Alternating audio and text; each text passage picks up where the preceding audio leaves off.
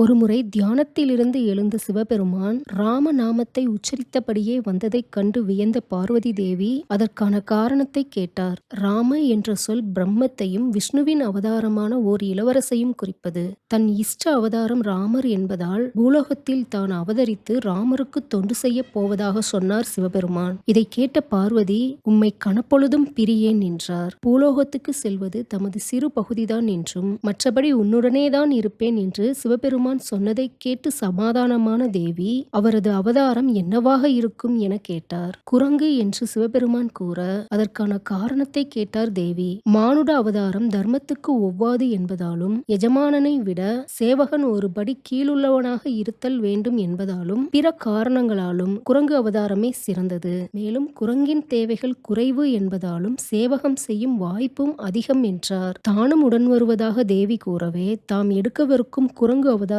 வாளாக தேவி இருக்கலாம் என்றார். ஹனுமனின் வாள் அழகாகவும் வலுவாகவும் அமைந்ததன் காரணம் இதுவே. இதனால்தான் பின்னாளில் பீமனால் கூட அந்த வாளை அகற்றும் சக்தி இல்லாமல் போனது.